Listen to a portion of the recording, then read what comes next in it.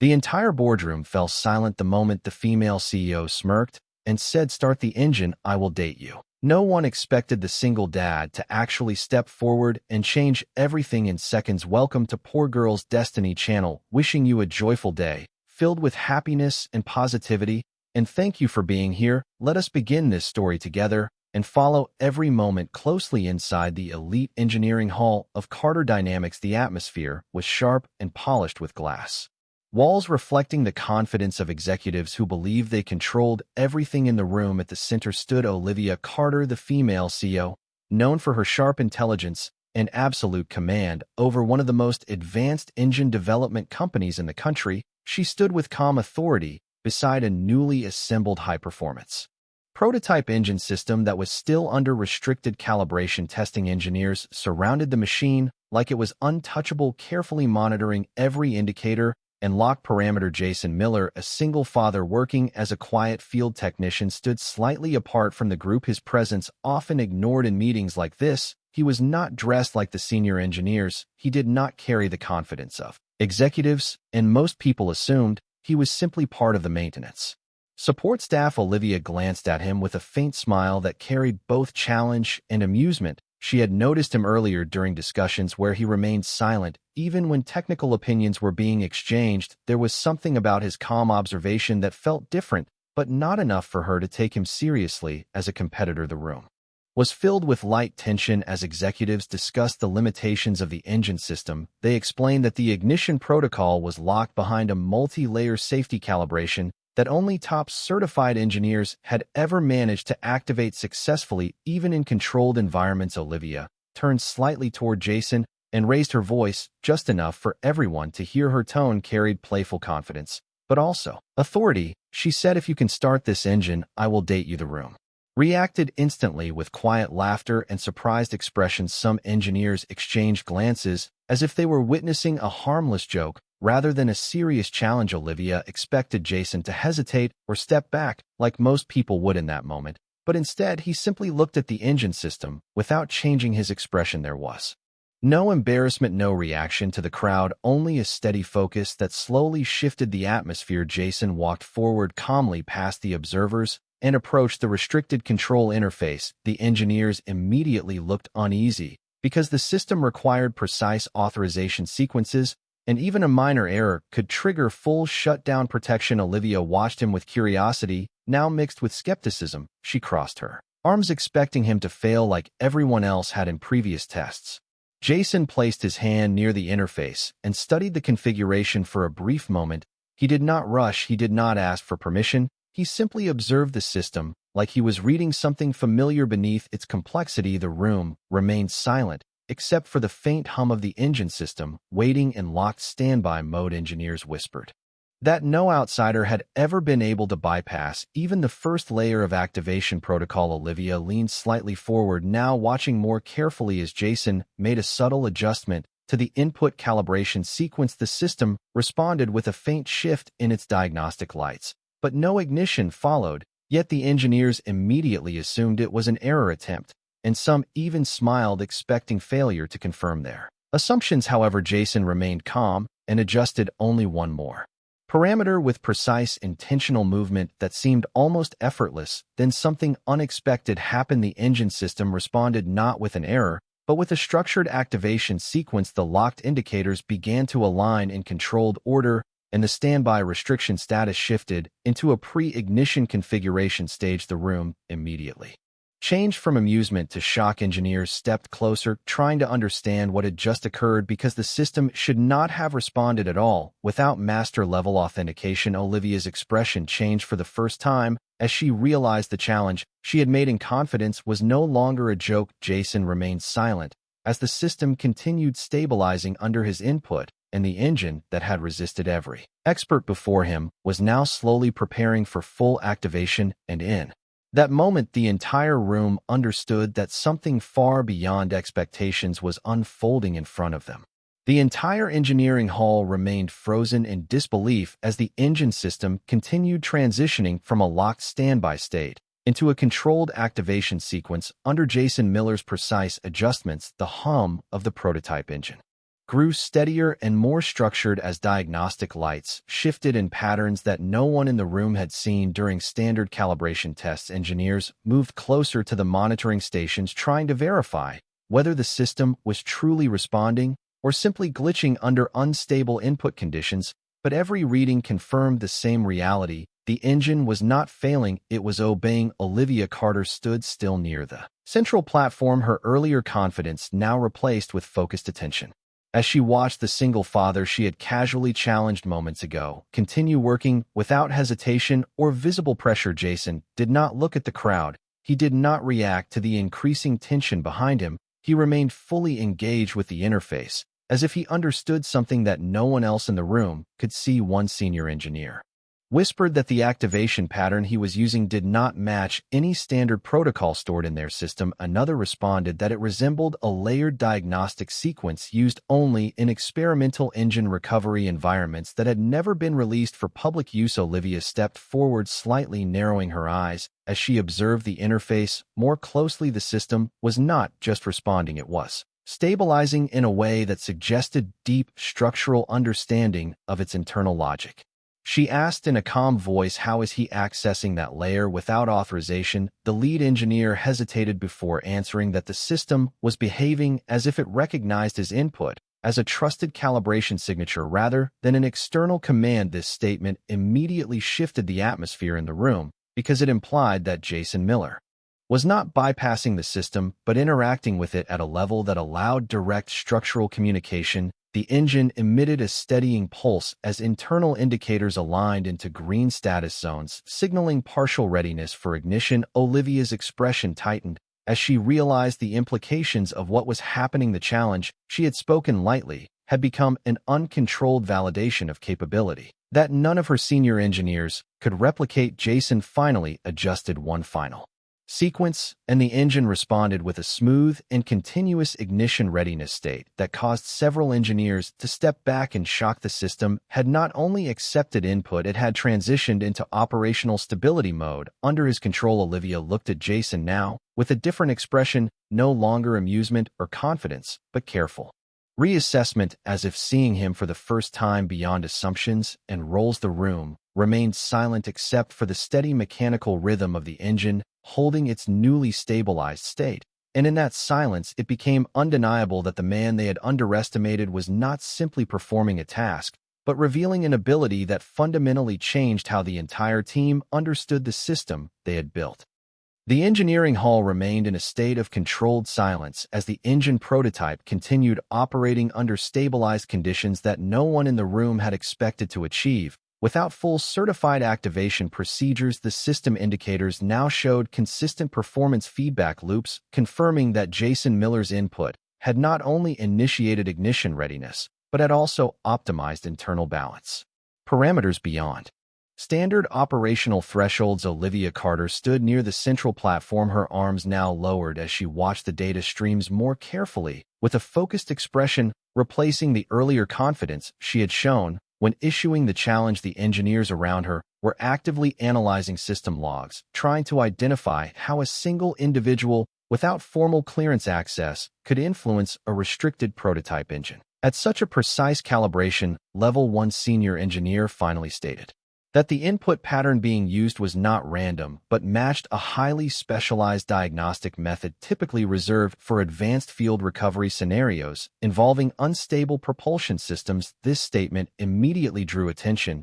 because it suggested that Jason Miller was not simply interacting with the engine but performing structural calibration at a level that required deep understanding of its internal architecture. Olivia took a slow step forward and asked in a controlled voice, "Where would someone outside our certified engineering program learn that kind of system logic?" The lead engineer hesitated before responding that it was not part of any standard training curriculum and could only be acquired through direct field experience in high-risk engine failure environments where adaptive correction was required under real time constraints. Jason continued his work without interruption, maintaining steady focus as the engine responded with increasing stability. The system transitioned from partial ignition readiness into full operational equilibrium mode, a state that required perfect synchronization across multiple internal components. Engineers confirmed that every Critical parameter was now within optimal range, and more importantly, the system was maintaining that stability. Without external correction, Olivia's expression shifted again, this time from analytical focus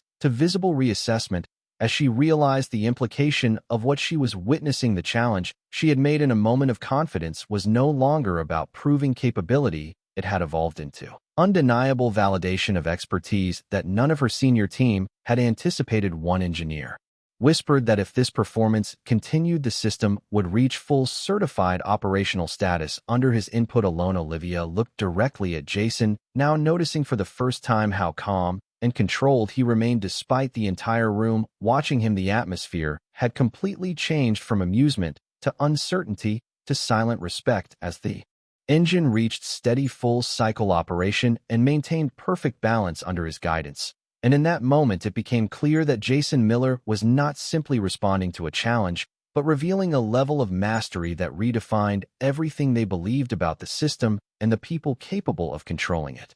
The engineering facility had now fully shifted from experimental testing mode into sustained operational validation as the engine prototype continued running in a perfectly stable cycle under Jason Miller's direct interaction, without any requirement for manual override from the certified engineering team. Olivia Carter stood at the center of the observation platform with a fixed gaze on the real-time diagnostic streams that now confirmed the engine was not only functioning but maintaining optimized efficiency levels that exceeded initial design expectations. The surrounding engineers remained silent for several moments as they processed the implications of what they were witnessing. One senior systems engineer finally broke the silence by stating that the engine's behavioral response patterns indicated adaptive calibration rather than static activation, meaning the system was actively adjusting itself in real time based on Jason's input methodology. Another engineer quickly added that such adaptive behavior was only possible when the system recognized the input source as a trusted calibration authority rather than an external operator. Olivia slowly turned her head toward Jason,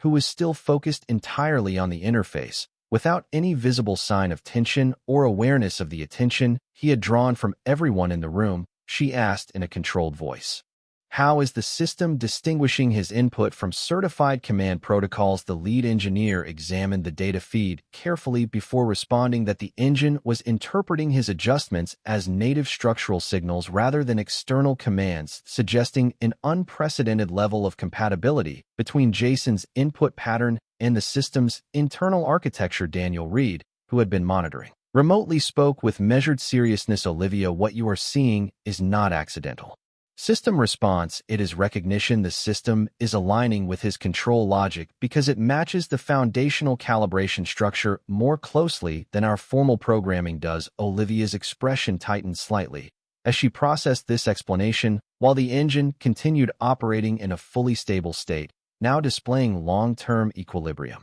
indicators that confirmed sustained performance without degradation. Engineers began running secondary diagnostics to verify whether the system had been modified or bypassed, but all results confirmed no external tampering, only precise calibration alignment performed through Jason's direct interaction. Olivia stepped closer to the glass observation barrier, her voice quieter now as she asked what this means for our certification process. The lead engineer hesitated before answering that if the engine maintained this performance under continued operation, it would effectively invalidate several assumptions within their current certification framework because it demonstrated that optimal system control could be achieved outside traditional authorization hierarchies. Jason finally lifted his hand from the interface as the engine maintained perfect stability without further input, and for the first time the entire room understood that what they had assumed was a simple challenge had revealed a deeper structural truth about the system they built and the man they had underestimated. The engine testing facility had now entered a sustained observation phase as the prototype system continued operating under full stability, with Jason Miller no longer actively adjusting the interface, yet still maintaining an apparent influence over the engine's equilibrium behavior. Olivia Carter remained at the central observation platform with a focused and controlled expression as she studied the continuous data streams that confirmed the system was not drifting or degrading, but instead holding a perfectly balanced operational state beyond expected calibration limits. The engineering team had shifted from active intervention to full diagnostic monitoring as multiple engineers attempted to isolate the exact point where system control had transitioned from certified protocol to adaptive recognition. One senior systems engineer reported that the engine was demonstrating what they described as autonomous alignment behavior, meaning the system was maintaining stability by internally replicating Jason's previous input patterns without requiring further external commands. Olivia asked in a steady voice whether this meant the system had effectively learned from his interaction. The engineer responded carefully that it was not learning in the traditional sense, but rather stabilizing based on a structural memory response embedded in the calibration architecture. Daniel Reed, who remained connected remotely, spoke with calm certainty. Olivia, this is exactly what happens when a system encounters a calibration pattern more precise than its baseline configuration. It begins to treat that pattern as reference truth. Olivia turned slightly toward Jason, who was now standing quietly away from the interface, observing the stabilized engine. With a calm and unreadable expression, she asked him directly how he knew the system would respond that way. Jason simply replied that he recognized the structure because it matched older field calibration models used in unstable engine environments where adaptive correction was necessary under real-time constraints. His explanation caused a noticeable shift in the room as engineers realized that the methods he described were not part of their official training documentation.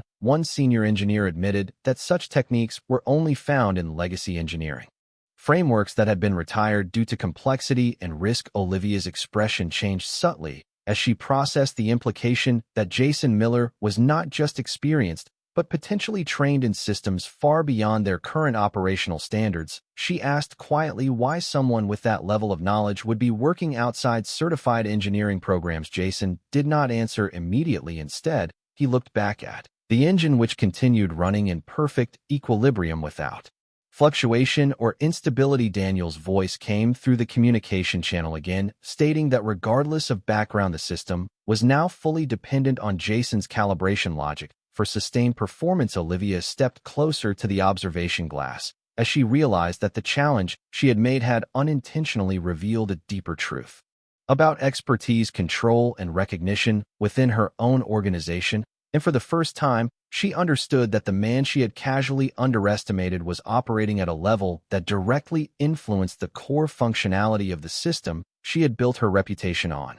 The engineering facility had now fully transitioned into a long-duration validation state, as the engine prototype continued running with uninterrupted stability under the residual influence of Jason Miller's calibration pattern. Even though he was no longer actively interacting with the system, Olivia Carter remained at the central observation platform with a composed but increasingly thoughtful expression as she monitored continuous performance data, confirming that the engine was maintaining equilibrium without deviation across all monitored parameters. The engineering team had shifted into deeper analytical review, attempting to determine how the system was sustaining such precision without active input. One senior systems engineer reported that the engine was now operating under what they described as persistent adaptive alignment, meaning the system had effectively retained the structural logic of Jason's input sequence and was continuing to replicate it internally to preserve stability. Olivia asked in a calm and focused voice whether this meant the system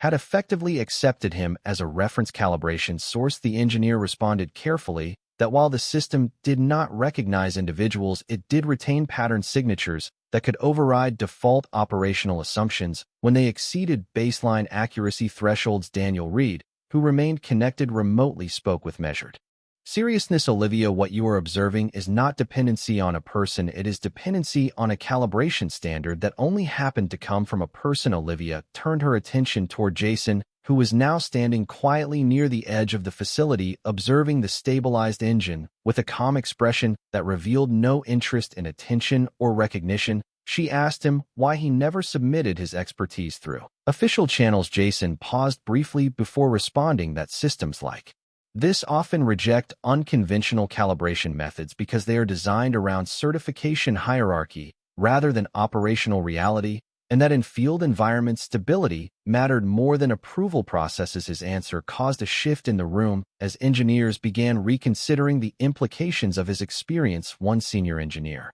admitted that the methods Jason described aligned with legacy recovery frameworks used in high-instability engine environments that were no longer part of formal training. Due to their complexity, Olivia's expression softened slightly, as she realized that what she had interpreted as a challenge was actually a demonstration of capability rooted in practical field experience rather than institutional validation. Daniel's voice returned through the communication system, stating that the engine's current stability was now fully reliant on maintaining the calibration structure Jason had established, because removing it would risk reverting the system back into unstable parameters. Olivia stepped closer to the observation glass as she watched the engine maintain perfect equilibrium with no fluctuation or error states, and for the first time she understood that the confidence she had once held in her authority over the system did not account for the unseen expertise that could redefine its behavior, and that the man she had dismissed so casually had become the silent foundation of its stability. The engineering facility had now entered a sustained observational phase where the engine prototype continued operating in a perfectly stable equilibrium state under the persistent calibration structure established by Jason Miller. While he remained physically disengaged from the control interface, Olivia Carter stood at the central observation platform with a steady but increasingly reflective expression as she studied continuous diagnostic outputs, confirming that the system was not only stable, but maintaining performance metrics above initial design expectations without external correction input. The engineering team had transitioned into advanced analysis mode, attempting to understand how long-term stability could persist without active certified control. One senior systems engineer reported that the engine was now operating under what they classified as autonomous calibration retention, meaning the system had fully integrated Jason's input pattern as a permanent reference framework for maintaining equilibrium. Olivia asked in a calm, controlled tone whether this meant the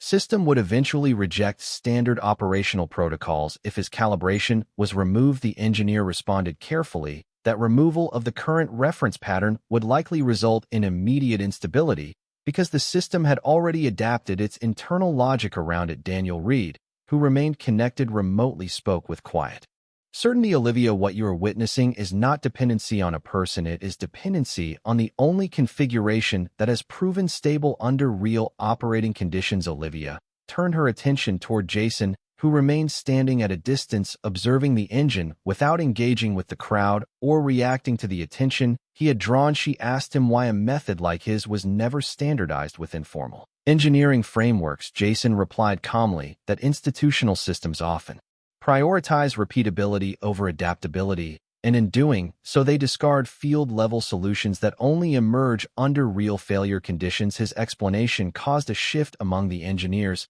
as several began acknowledging that his approach resembled legacy adaptive recovery methodologies that had been phased out due to their complexity and unpredictability. One senior engineer admitted that the system was effectively demonstrating why those older methodologies had once been essential in high-risk engine environments. Olivia's expression softened slightly as she processed the realization that the challenge she had initiated had uncovered a gap in her organization's understanding of practical system behavior. Daniel's voice returned through the communication channel, stating that as long as Jason's calibration pattern remained active, the engine would continue to operate in its current stable state, but any attempt to replace it without equivalent structural understanding would risk complete destabilization. Olivia stepped closer to the observation glass as she watched the engine maintain flawless equilibrium across all diagnostic readings, and for the first time she recognized that the stability she had taken for granted was not an inherent property of the machine,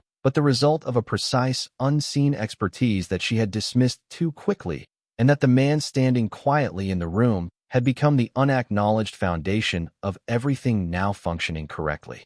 The engineering facility had now entered a prolonged stabilization monitoring phase as the engine prototype continued running in a fully sustained equilibrium state under the persistent calibration framework established by Jason Miller. While he remained physically disengaged from the control interface, Olivia Carter stood at the central observation platform with a composed but deeply analytical expression as she reviewed continuous diagnostic streams, confirming that the engine was not only stable but operating at efficiency levels that exceeded its Original certified benchmarks without requiring external intervention. The engineering team had fully transitioned into structural validation assessment, attempting to determine whether the current performance state was permanent or dependent on the continued existence of Jason's calibration pattern. One senior systems engineer reported that the system was now operating under what they defined as locked adaptive equilibrium, meaning the engine had fully integrated Jason's input sequence as its primary reference logic for maintaining all operational stability. Olivia asked in a calm but focused voice whether the system could be reconfigured back to standard certification protocols without losing performance. The engineer responded carefully that any attempt to remove the current calibration reference would likely result in immediate destabilization because the system no longer recognized alternative input structures as valid equivalents. Daniel Reed, who remained connected remotely, spoke with measured certainty. Olivia, what you are seeing is a system that has identified the most efficient operational state and is refusing to deviate from it because nothing else matches its stability threshold. Olivia turned her gaze toward Jason, who remained quietly positioned away from the interface, observing the engine with a calm and unreadable expression. She asked him how he achieved such precise calibration without formal system access. Jason replied evenly that he had worked in field environments where engines could not rely on ideal conditions and had learned to stabilize systems by identifying structural weaknesses rather than following predefined protocols. His explanation caused a noticeable shift in the room as engineers began cross-referencing his method with legacy engineering frameworks that had been discontinued due to their complexity and reliance on real-time adaptive correction. One senior engineer admitted that the system was effectively demonstrating why those discontinued frameworks had once been considered essential for unstable operational environments. Olivia's expression softened slightly as she realized that what she had initially interpreted as an informal challenge had actually revealed a missing layer in her organization's technical understanding. Daniel's voice returned through the communication channel, stating that as long as Jason's calibration pattern remained active, the engine would continue operating at peak stability, but any replacement attempt without equivalent structural expertise would risk system-wide instability. Olivia stepped closer to the observation glass as she watched the engine maintain flawless equilibrium across all performance metrics. And for the first time, she understood that the stability she had built her reputation on was not solely the result of institutional expertise, but also depended on knowledge that had never been formally recognized, and that the man she had underestimated was now the only reason the system remained perfectly functional. The engineering facility had now entered a final extended validation phase as the engine prototype continued operating in a perfectly sustained equilibrium state under the persistent calibration framework established by Jason Miller. Even though he was no longer actively interfacing with the control system, Olivia Carter stood at the center of the observation platform with a steady and reflective expression as she reviewed continuous diagnostic outputs, confirming that the engine had maintained flawless performance stability across all monitored parameters without deviation for an extended period of operation. The engineering team had transitioned fully into long-term integrity assessment, attempting to determine whether the system's current stability was permanent or dependent on the retention of Jason's calibration structure. One senior systems engineer reported that the engine was now operating under what they defined as permanent adaptive equilibrium, meaning the system had fully locked onto Jason's input methodology as its optimal operational reference and would continue replicating it internally to preserve stability across all functional cycles. Olivia asked in a calm but serious tone whether the system could ever return to standard certification control without compromising performance. The engineer responded carefully that any attempt to remove the current calibration reference would likely result in immediate destabilization because the system no longer recognized alternative configurations as structurally equivalent. Daniel Reed, who remained connected remotely, spoke with quiet certainty. Olivia, what you are seeing is not dependence on a person, it is dependence on the only validated structure that has proven capable of sustaining full system integrity. Olivia turned her attention toward Jason, who stood quietly away from the control interface, observing the stabilized engine with a calm expression that carried no expectation of recognition or acknowledgement. She asked him why he never pursued formal recognition for such Advanced capability, Jason replied calmly that in field environment stability is measured by results, not certifications, and that many of the most effective calibration methods never survive institutional standardization because they rely on conditions that cannot be replicated in controlled systems. His explanation caused a quiet shift among the engineers, as several of them acknowledged that the techniques he described aligned with discontinued high-complexity recovery frameworks that had once been reserved for extreme failure scenarios. One senior engineer admitted that the system was effectively demonstrating why those frameworks had been essential in real-world instability environments. Olivia's expression softened as she realized that what she had initially perceived as a challenge or anomaly was in fact a demonstration of expertise. That her organization had gradually lost the ability to recognize. Daniel's voice returned through the communication channel, stating that as long as Jason's calibration structure remained active, the engine would continue operating at peak efficiency, but any replacement without equivalent structural understanding would result in complete system instability. Olivia stepped closer to the observation glass as she watched the engine maintain perfect equilibrium across all diagnostic systems, and for the first time she understood that the stability she had attributed to engineering excellence was actually dependent on knowledge that existed outside her certified framework, and that the man she had underestimated was not merely a technician, but the unseen foundation of the system's continued existence. Thank you for staying with us until the very end. We would love to hear what this story meant to you, so please share your thoughts in the comments. Subscribe to the channel and join us for more heartfelt stories about dignity, kindness, hope, and second chances.